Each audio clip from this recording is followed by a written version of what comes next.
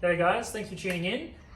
We've got a lot of HOKA in stock and trail season is sort of well and truly in full swing. So I'm going to go through a little bit of a detailed look at our HOKA Trail range and help you understand which one of our models might be best suited to you and your goals. So one of our primary purposes here at the Running Centre is our BioFit process, which is designed to help you find a product that is comfortable and fit for purpose. So when we go onto the trails, I guess that fit for purpose aspects can generally fall into one or two categories. Some people are looking for an experience. They're wanting to go places they haven't gone before, maybe run a distance they haven't run before, tackle some terrain that's a bit more challenging than what they're used to, or just get outside and obviously enjoy the benefits of being in nature and feel comfortable and feel safe.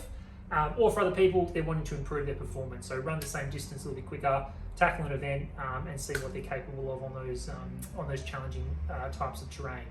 So depending on what category you fall into, we've got a few different shoes that are going to help suit that purpose.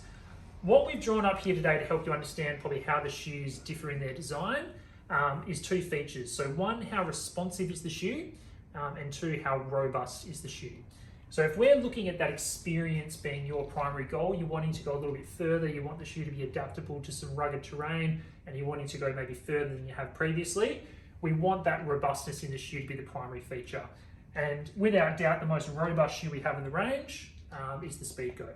So what makes this robust is a few features, but nice thick midsole, really well cushioned. It's going to be comfortable for many, many hours out on the trail.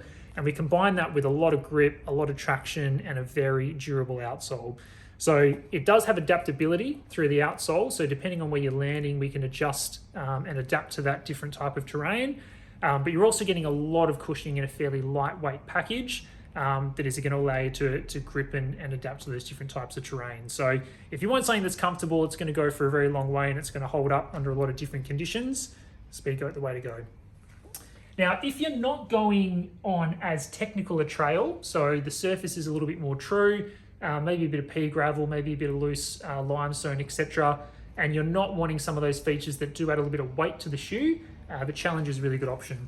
So really well cushioned, again, fairly lightweight for the amount of cushioning that you're getting, but just sort of scales back a little bit on the amount of robustness on that outer sole. So the advantage here is it's a little bit more adaptable, a little bit more flexible through the midfoot, and also the weight comes down a little bit as well. So if you're not going as adventurous on the trails, you're a little bit more confident in the surface that you're running on, but you're still wanting a lot of cushioning and you're helping yourself go that little bit further, certainly look at the Challenger as a nice option. Now, as we push into shoes that are a little bit more responsive, so think about when we hit the ground, we're going to get off the ground really quickly. It's allowing us to use a bit of that elasticity in our foot and our ankle and adapt to that different terrain and be a little bit more responsive. We've got a couple of options. So the most responsive is going to be what we call our Zinal. What you'll notice here is the lower profile pitch of the shoe. So it's lower to the ground, immediately creating that little bit more responsiveness depending on that variability of terrain that you're landing on.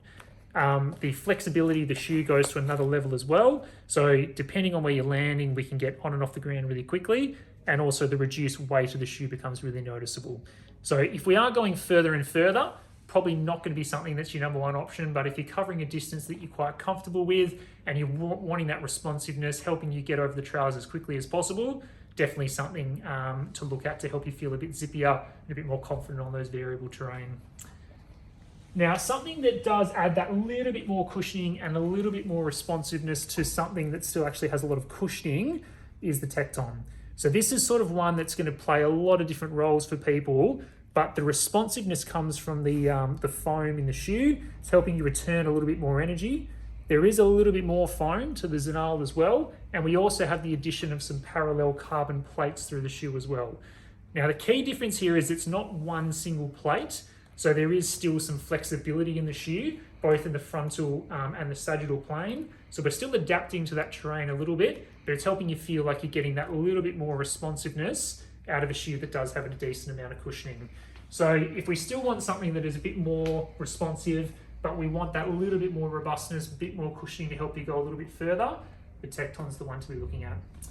So come on in, give the shoes a try and see what you find comfortable, but hopefully this will help you understand what shoe is going to be fit for purpose, depending on your goal and the type of shoes we have in stock. Thanks for listening.